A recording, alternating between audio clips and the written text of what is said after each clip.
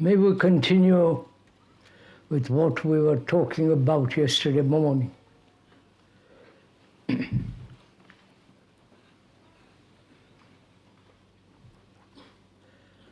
I think it is important to remind you, if one may, that this is not an entertainment.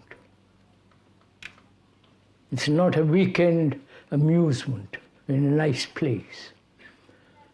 Sorry for bad weather, but there it is. We're in England. And we're not trying to convince you of any ideology,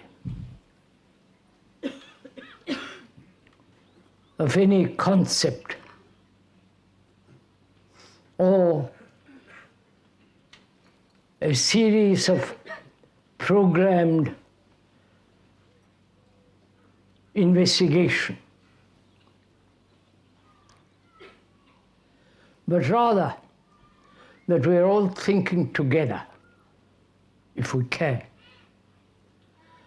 over our problems, not only human, psychological, psychic problems, but also the problems outside of us, outside in the world, which is so full of danger, terrorists, ideological commitments, the communists and the so-called Democrats, the totalitarians and the dictatorships,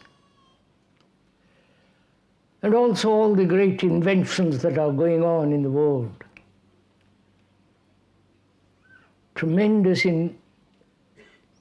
inventions, not only to destroy man and destroy the earth, but also great inventions to distort the brain of the human beings.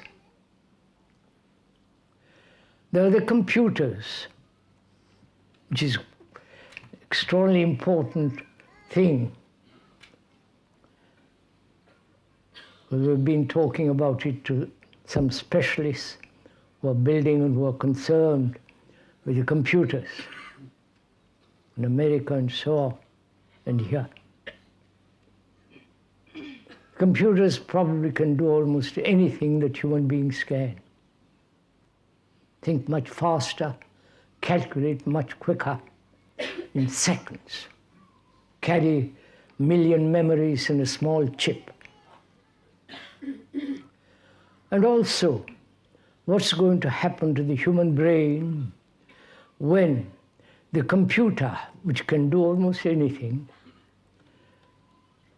will the human brain wither? Please consider all these problems. Will the human brain, our brain, which has striven, struggled, aggressive, competitive, calculating, working endlessly to earn money or to achieve some ideological concepts and pursuits. And the computer can do all this much better than any of us can. And then what happens to the human brain, which now is so occupied with itself, will it wither away? Or will it be caught in the vast entertaining world, in the entertaining industry? Not only cinema, televisions, all the religious entertainments that are going on in the world in the name of God, which is another form of entertainment. Whether it's done in the temples in India, or in Rome, or in some mosques, it's still entertainment. Or the brain will occupy itself with something much vaster, greater, and deeper. That is, to turn not selfishly, not self-centered, inward look, but rather turn to something beyond all that which man has accumulated through millennia upon millennia,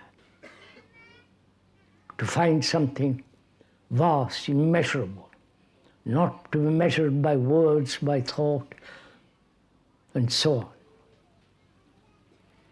So we are not only at a crisis in the world psychologically, crisis in our consciousness, but also there's a crisis going on at the present time in the world. And we were talking about yesterday morning, and we're talking over together.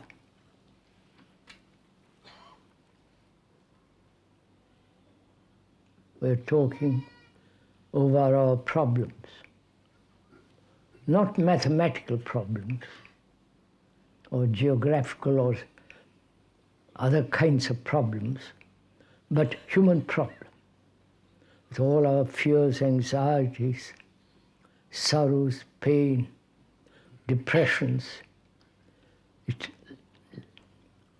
long enduring conflicts.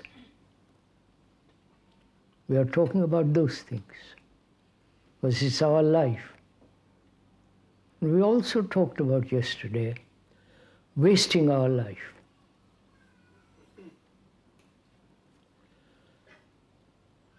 We mean by wasting, doing things that have practically become meaningless, apart from earning a livelihood and so on.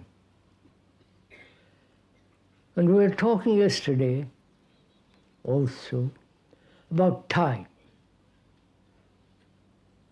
thought, and security. The brain can only function excellently at its highest capacity and energy when it is completely secure. When it is not living or holding on to some illusions, some concepts, beliefs, faith, some fantastic ideas, or the ideals of Marx and Lenin and so on, or our own democratic ideals and holding on to them. We were talking about time and what relationship has time to security. Time being tomorrow. Time being the 1,000 tomorrows following each other. Is there security in that tomorrow?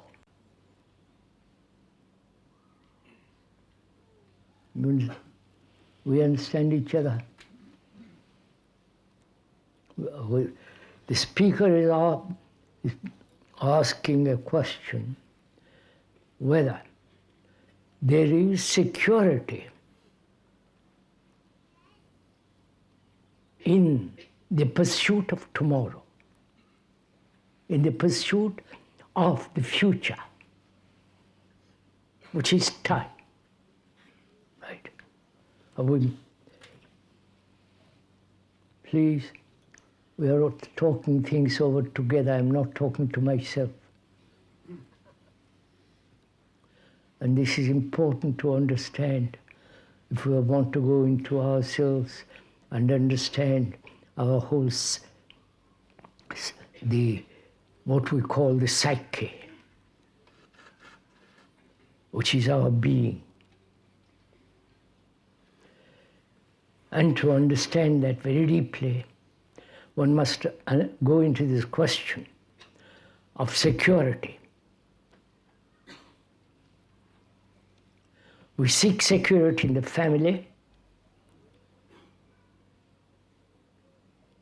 in the community, in a commune, or in a particular sect, whether it be the sect of Catholicism, or Protestantism, and so on, or Hindus and so on. Is there security in time? You understand me? Is there security in the future? And what is the future?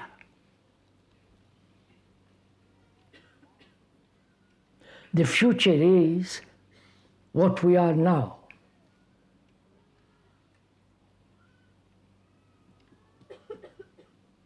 What one is now, with all the turmoil, anxiety, depression, violence, self-centered activity, sorrow, affection, and the pain of separation and the fear of death is what is now, what we are now. That's our psyche. That's our consciousness. That's our being.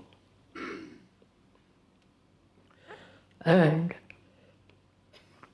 has that, which is the result of vast experiences, knowledge of that which we have accumulated during thousands and thousands of years, that's what we are now. The tradition, our conditioning, both linguistically and, which is another matter, we won't go into the question whether brain can be conditioned linguistically. Are you interested in all this? Sunday morning? This is not a sermon.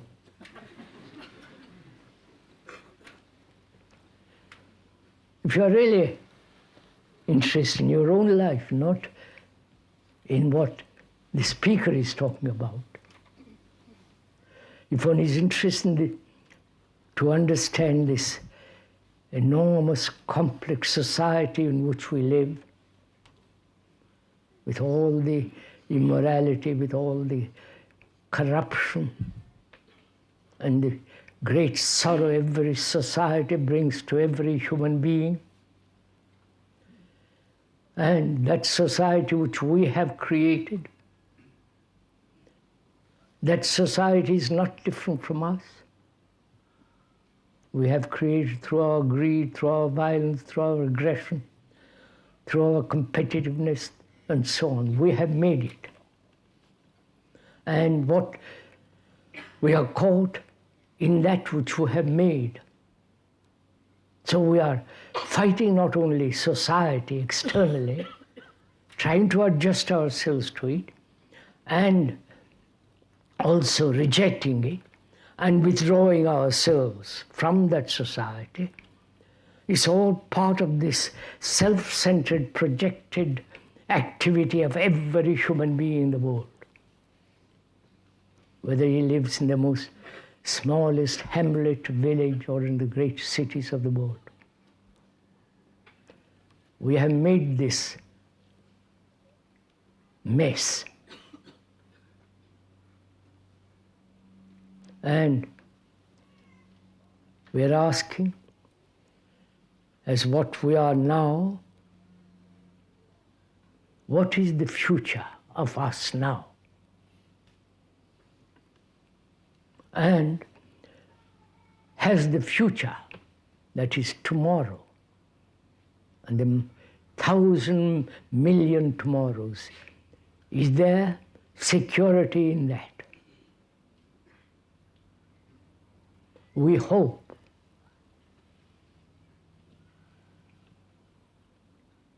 And in that hope, we try to find some kind of security in hope. Hope implies the future. So, as we were pointing out yesterday, we should understand this very seriously because it may totally bring about a psychic revolution. We may look at the world and ourselves totally differently if we understand the nature of time. Time is not only to cover a distance from one point to another. Time is necessary to learn a language, to learn a skill, to build a house, to acquire a skill, to drive a car, and so on. Time is necessary. But is time, that is, movement of becoming. You understand? You understand? Are we together in all this? Or are you getting mesmerized?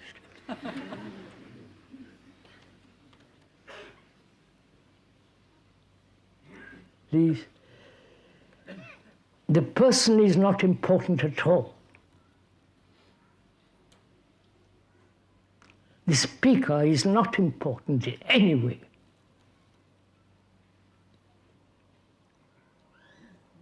But what he says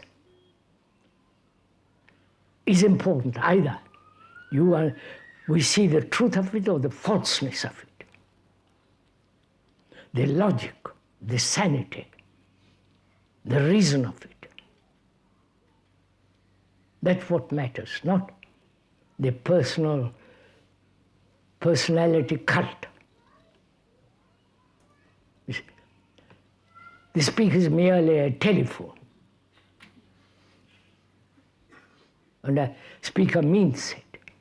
It's not just a word. And so, we are trying to understand whether there is security in time. That is, we are the past. There is no question about it. And that past is operating, modifying itself in the present. The present, if there is no fundamental change, not some superficial scratching, but fundamental change, the future is what we are now. So all time, the past, the future, the present is in the now.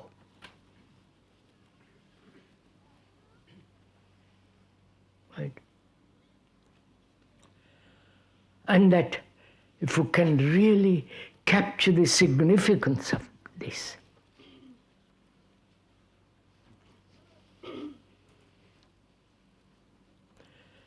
then we begin to see the implication of what it means to change. I wish I could discuss this matter with somebody who is following this intimate, closely, not just listening casually, because it's really very important, because it really will alter the whole way of looking at life. If you accept that there is no tomorrow, how do you look at the world? How do you look at yourself? How do you consider God? How do you consider becoming something? You understand? Becoming something implies time. And if you see all time is contained in the now, you understand? Then what is becoming? Is there psychological becoming at all? I wonder if you follow this.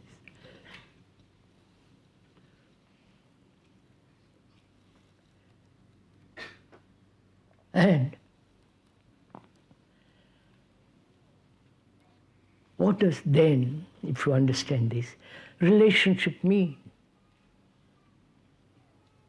To be related to somebody in which there is no time, no becoming. You understand? Are we following this little bit?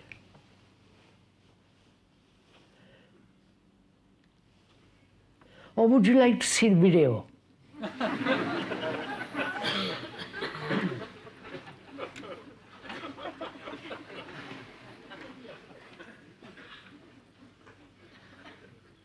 Because these are really important questions, fundamental questions one must ask oneself.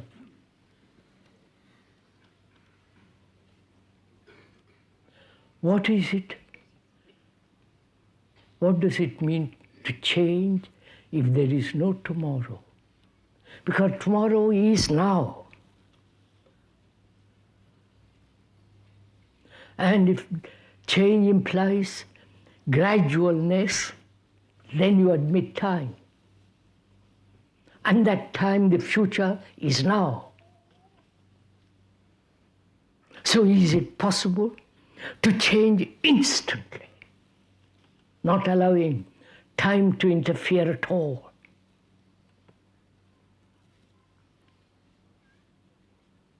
So can the brain, which has been accustomed to gradualness, and gradually become good, gradually end violence, gradually get over my idiocy, and so on. The brain is accustomed to that. We are educated that way. You will gradually learn how to write properly. Into school, how to learn mathematics gradually, take 2 years. And you have to take several years to become a doctor. But we have extended that same feeling, that same movement into the whole psychological world. So we say, I'll gradually become something, gradually learn how to meditate. Good God, you understand? Gradually learn how to live peacefully. Which all that implies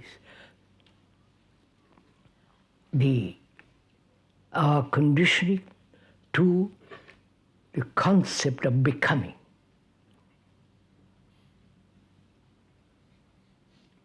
And if all time is in the now, which is a fact, it's a statement of a fact. That statement may not be true. So you have to find out for yourself if that statement is a fact or not. Not merely influenced or coerced or encouraged by the speaker. Therefore, one must have doubt, question. There must be skepticism to say, well, is it true? So that your own brain is active. You yourself see things as they are.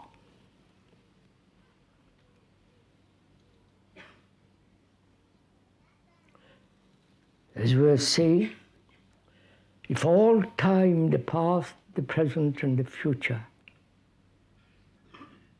is contained in the now, What is our relationship to each other? That relationship with man and woman who are in conflict, each wanting to fulfill, each helping the other to sustain themselves. If one is weak, it will depend on somebody strong, and so on. That's the present relationship of conflict.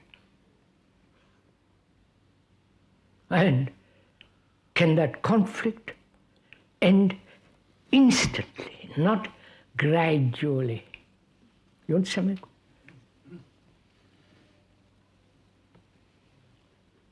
And then what is action?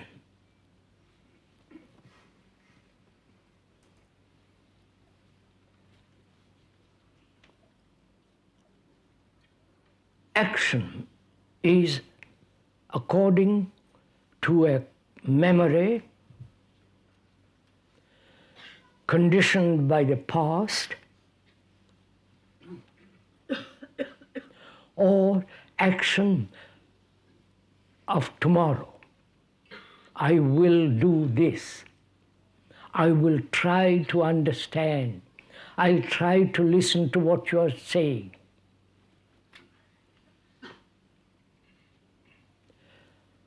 So what is action when there is no, when all time is now? You understand the question?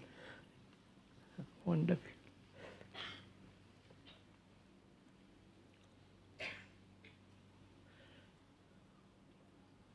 One is greedy, or one is violent. Violence has many aspects. Conformity, imitation, adaptation, adjustment, or physical gestures and action physically, hitting somebody and so on, throwing a bomb. Those are all based on concepts, ideas, memories, ideals, and so on. So, if there is no tomorrow, you understand? What then is action?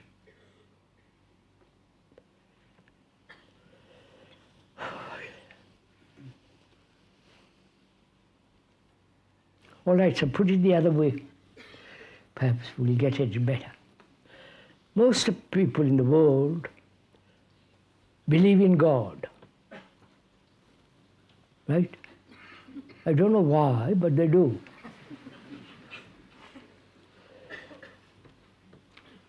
The ancient literature, the very ancient literature, there is no mention of God at all. God is only a recent invention. And that God whom we worship, whom we pray, who has built the world, created the world, he's the essence of all that, so on, so on, so on. And all of us, most people in the world, are trying to achieve or realize that sense of godliness. But if there is no tomorrow, you understand what's implied? There is no sense of achievement at all, except you do achieve a job, do achieve a certain status, or you work hard to accumulate a lot of money or power. For that there is plenty of tomorrows, especially for money and power. I wonder if we have ever gone into the question of power. Power over people. power of the few over the many, or the power of one, whether you be a guru or a dictator, or the power of the few representing an ideal, holding this immense power to control, shape the human brain, the professors, the scientists,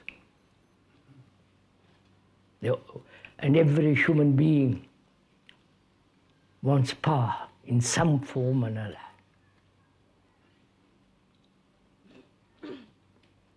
The man over the woman, or the woman over the man. Sexual power.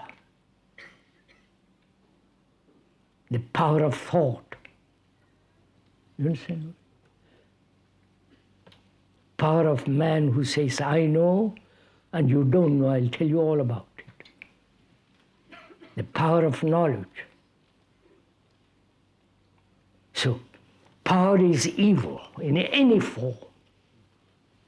Whether the power of the Pope or the man over his servant.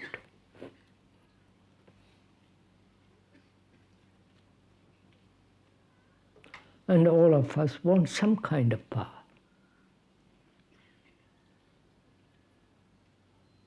We've never tasted the essence of humility.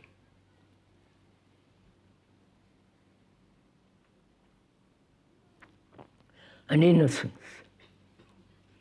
The word innocent means not to hurt another or be hurt.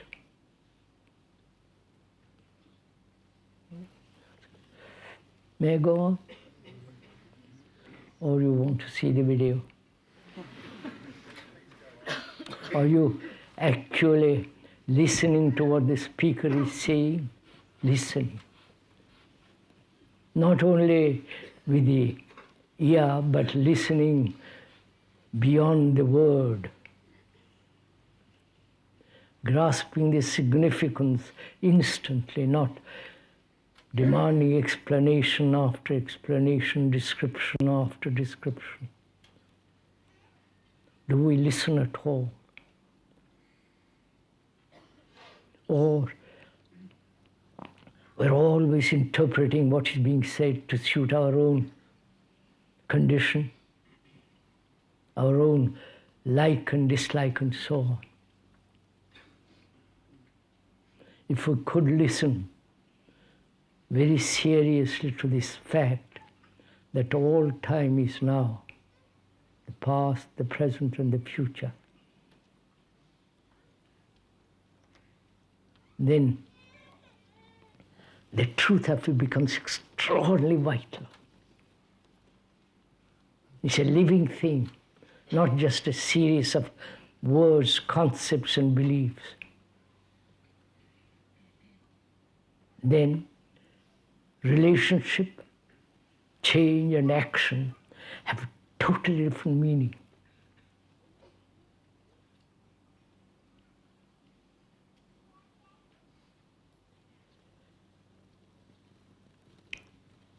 We ought also to consider this morning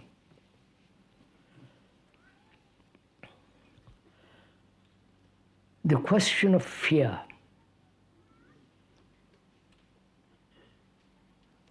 Fear of the future, what might happen, fear of insecurity, fear of death, fear of what has happened in the past. There are so many fears that human beings carry with them. Or one dominant fear.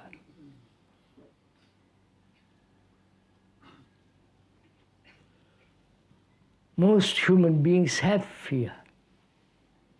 Not only physical fears of getting hurt, not only physically getting hurt, but inwardly getting hurt. We have fear of that. We have fear of oppression, fear of losing a job, fear of unemployment in this country. There are people between 18 and 30 who have never known what work is.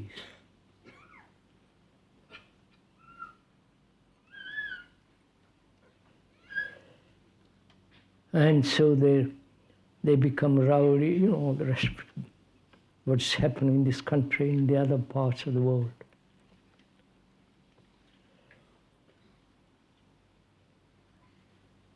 We're not talking of a particular form of fear.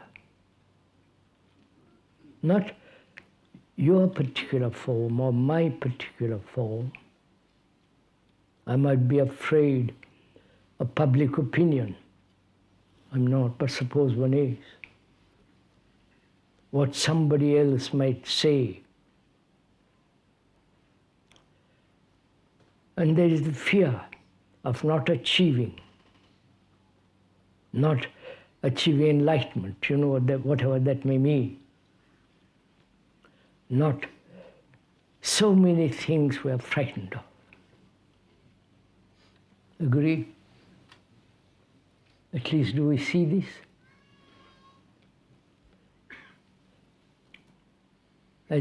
As we said, we're not talking about a particular form of fear. But what is fear? You understand? One may be frightened of the dark, or frightened of what one's wife might say, and so on. Those are all multiple expressions of the central fact of fear, right? So we are talking about the central fact of fear, the root of fear, not the various forms of fear.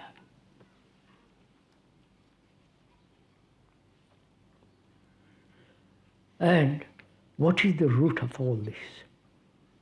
And fear has been one of the major factors of our life, not only now, but in the past millennia, centuries upon centuries ago. The most primitive people were frightened of thunder, lightning. So they made that into God. You understand? Anything that we are frightened of, we make it into God or into something to be worshipped or something to be killed. Probably that's what we are doing now. So we are frightened people. Frightened of a pain of yesterday recurring again today or tomorrow. Pain of losing one's eyesight, hearing, and ultimately dying. And we are asking, what is the cause of all the fear? What is the origin, the beginning of fear? And can that fear, first psychologically, inwardly, not the fear of outward things, but first the inward, inside the brain, inside the very hidden part of the brain, the very recesses of the brain. What is fear? Why have we not solved it? If there is no fear at all inwardly, would we have gods?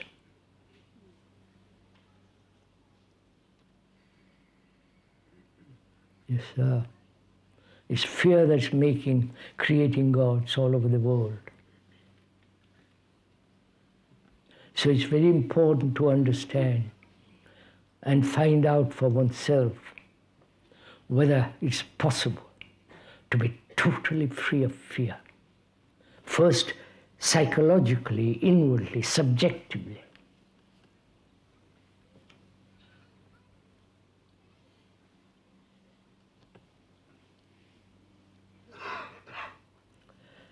If you ask the speaker, are you talking this as a fact or are you free of it subjectively? What if he answered yes? And then where are you? You understand my question? So, it's not important to ask whether the speaker is free or not, but whether one is free or not. And how important, how essential it is to be free of fear.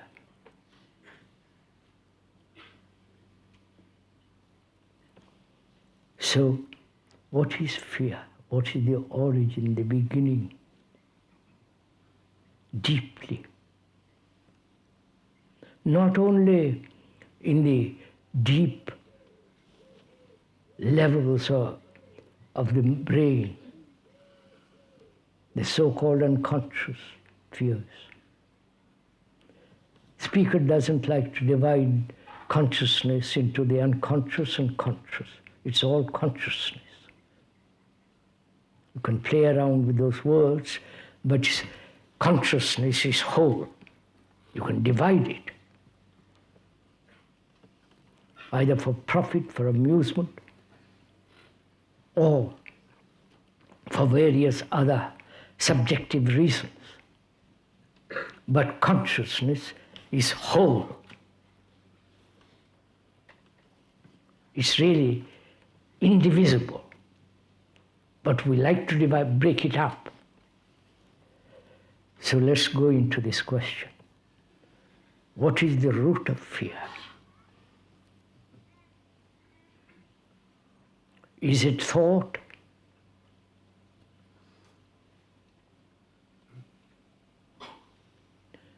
Thought being the accumulated memories born of knowledge, experience, and thought born of knowledge, and knowledge being limited, so thought is limited. Is fear subjectively first, inwardly first? Is that fear born of thought?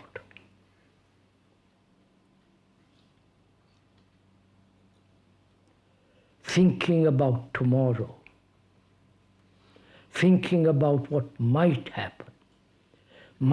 One's wife may run away. Thinking in terms of not the actual present, but in terms of the future or the past. Is that the cause of fear? Thought.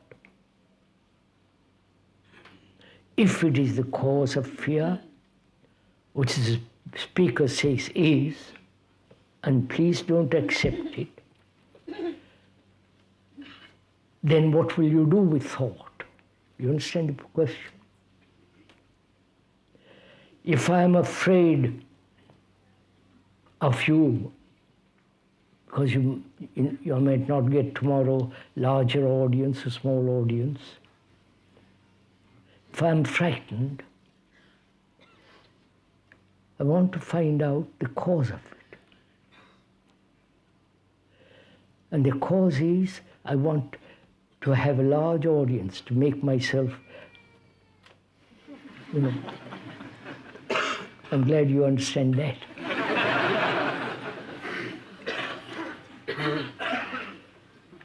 And so on. And I want to find out the cause, the origin of fear, how it comes.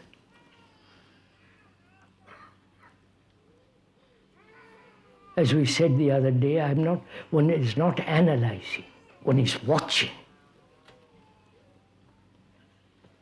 One is perceptive, which requires sensitivity, not a conclusion, not saying I must get rid of it, I must do something about it, I must escape from it, and so on. But watching, to watch very clearly, without any direction, without any motive, to see, to find out for oneself if thought is the origin of this fear. Then I say to myself, what shall I do with thought? If that is the cause of fear, how can I stop thought? You understand? Are we following each other? Please come on. Then I have to ask, who is the entity that stops thought? Right? You're following me? That entity is also thought that wants to be free of fear. Right? So one thought is battling with another thought. Right? Do I see that clearly? That this is a battle between two thoughts. The thought that is saying I must be free from fear, and the thought that says, what is the origin of thought? The origin of thought says, is very thinking itself. And then the other thought says, how can I stop thinking? You understand the problem? So there is conflict. Are we following each other? So there is conflict. Then I assume, how can I end that conflict? So I build this thing, one thing after another, one association after another. And I'm up far away from fear. And I started trying to solve fear, and then it ended up with such confusion, such conflict, such misery, and still fear remains. Just hold on a minute. And then I ask, one asks, is there another cause of fear? Time. Time is a movement, a series of movements. And the time which is tomorrow, I might lose my job. I might become blind. I might, all the rest of it, tomorrow. So time is a factor of fear, right? So time and thought are the roots of fear. Time is thought. So that is the root of fear. I understand this. One understands this intellectually, verbally. It has been explained very carefully. Time as tomorrow, time as the past, time as the present. And tomorrow is all important to me. 1,000 tomorrows. Tomorrow is all important because I want to get rid of it gradually. So one sees very clearly that time and thought are the root of fear. Time, thought is the root of fear. Do I see it as an idea, or do I see it as a concept, or do I see it as something actual, factual, not an idea and then work that idea into a fact? So, are we following each other a little bit at least? What generally happens is, I hear a statement, one hears a statement like all time is now. I don't quite understand it, but I made an idea of it, a concept of it. And then I tried to follow that concept. That concept is not the actual. So again, I enter into the field of conflict. So can one listen completely to this fact that time and thought are the root of fear? Time thought is the root, the beginning of fear. Just to perceive it, not what to do about it. Is what you understand? We want, unfortunately, we want to achieve that. So we are making an effort. But if you listen quietly, silently, not being mesmerized, but listen to it quietly, deeply, then you see, then the very perception of that silence and watching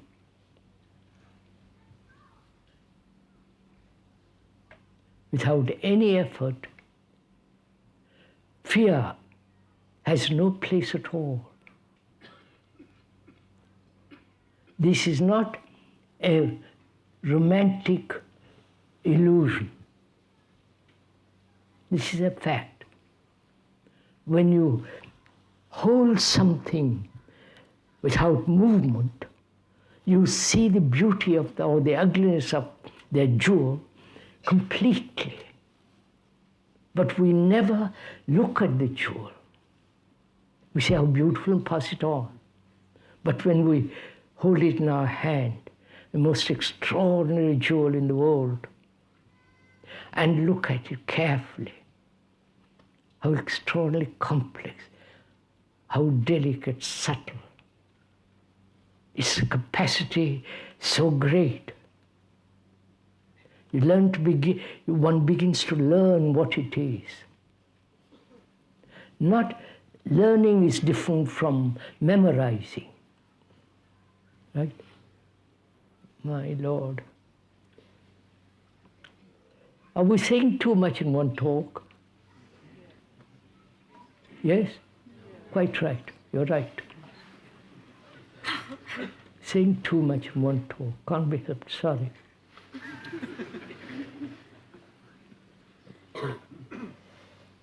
Have you ever held fear? Hold it. Not move away from it. Not try to suppress it, run away from it, or transcend it, or do all kinds of things with it. Just to see the depth of the fear, the extraordinary subtleties of fear. And you can only be aware of all that when one is looking at it without any motive, without trying to do a thing about it, just watching it.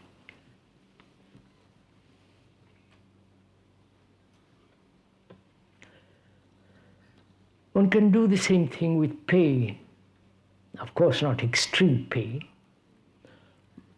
When you watch pain carefully, not trying to rush to the dentist immediately, when you watch it, stay with it.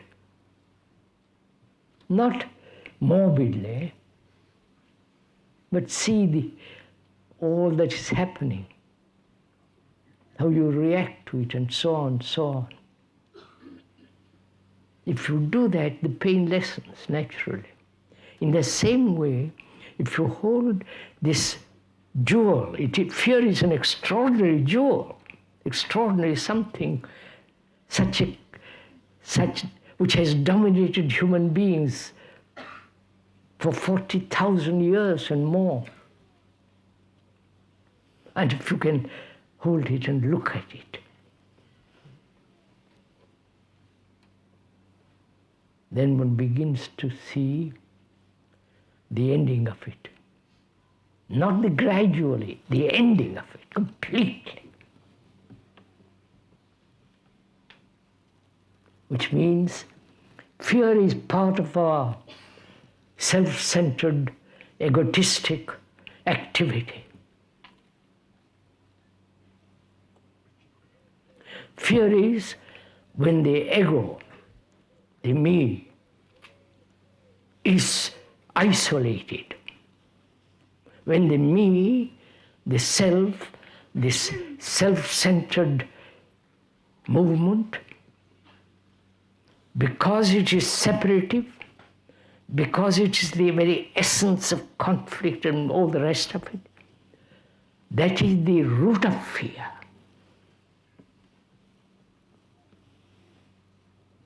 But when you hear this, how can one live, you will say, in the world without being self-centered? Right?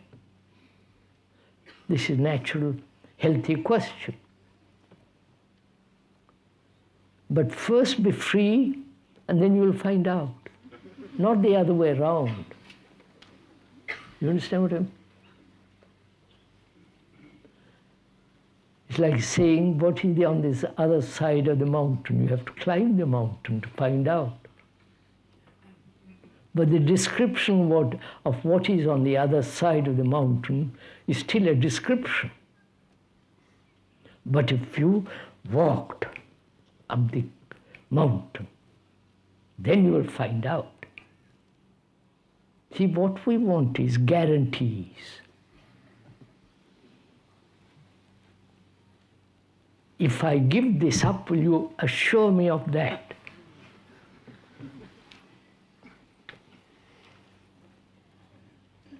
And there is no assurance. Actually, there is no giving up. Right? So, we're asking now if thought and time, or thought time, is the fact of fear, and we see it is, and the brain has been conditioned, shaped, molded, has accepted fear as the way of life. And the brain is reluctant to let go. It says, it has lived for thousands of years in the realm of fear. It's got used to it, all the cells, all the, all that's going on inside. It says that's natural, that's form, that's part of our life. And either one learns through tremendous shock, which is bad for the brain, or you see the fact instantly. And therefore, action takes place instantly.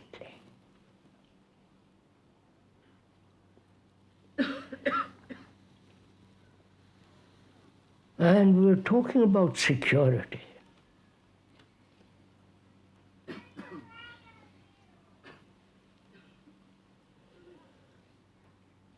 Obviously, there is no security in the future. Right? I wonder if we see that.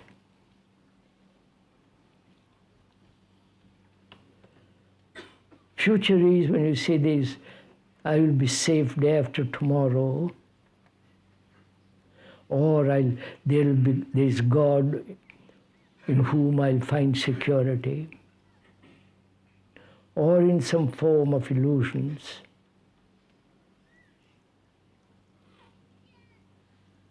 Is there security in time? Please go into it. Or there is only security, complete security, in the understanding, in the truth of that all time is in the now. The now is the ultimate security. Understand? Come on, sir. Do you understand?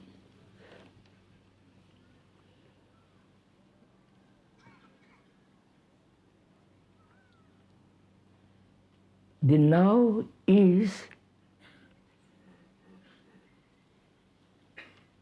that which you are now.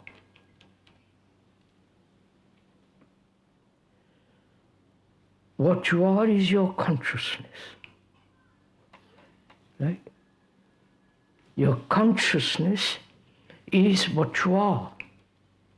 Your consciousness is, the consciousness contains your fears, your aspirations, your longings, your desires, your fulfillments, your depressions, your anxieties, sorrow, pain, all the rest of your gods, all that is your consciousness.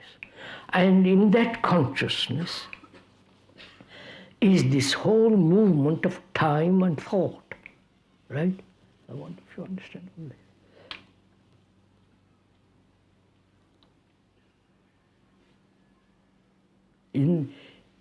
You are your consciousness, aren't you?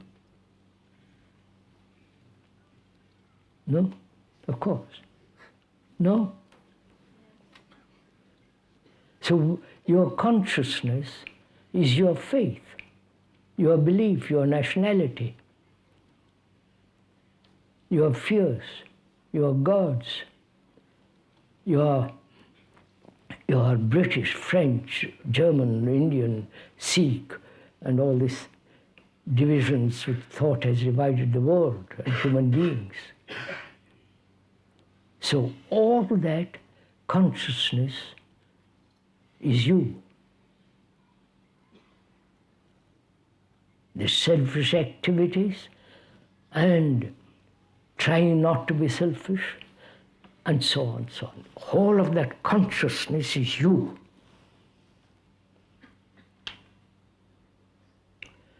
And this consciousness is the consciousness of the rest of mankind. Because every human being in the world, everyone, from the most primitive, from the most uneducated to the most highly sophisticated, educated, they go through all this. The faith, fear, longings, depression, anxiety, sorrow, pain. Every human being in the world goes through it. Whether he's a communist, socialist, capitalist, or Democrat, or doesn't belong to any group, right? So this consciousness is shared by all human beings.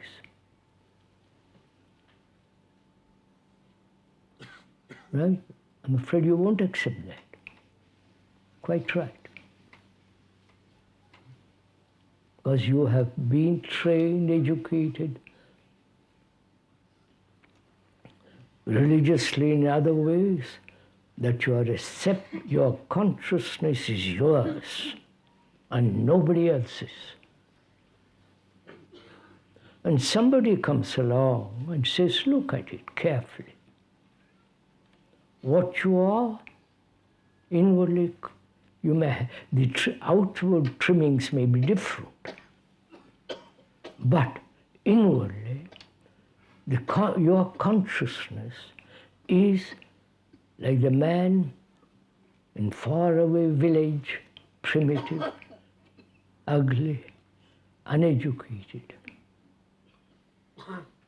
He's just like you, almost similar to you.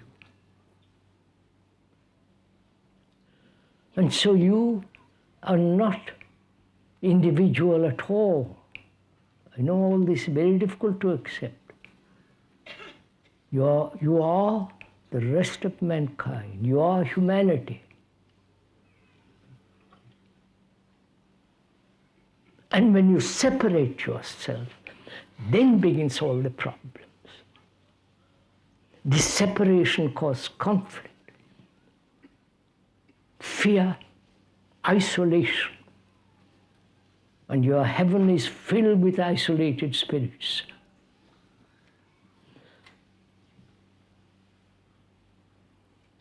So, is this a fact or not, or just a romantic concept? That every human being suffers, either physically or psychologically, inwardly. Every human being is anxious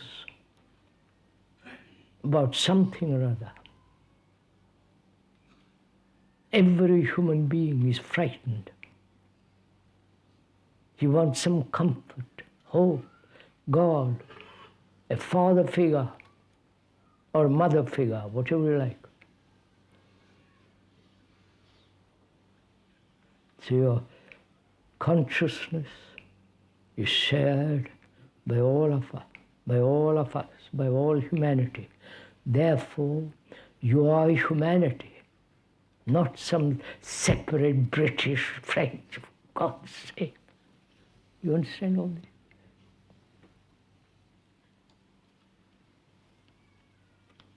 Then one begins to realize the immense responsibility one has. Then one begins to realize the nature of love. Though you may love another, but that love is not restricted to one. Because you are the entire humanity. You are the world, and the world is you.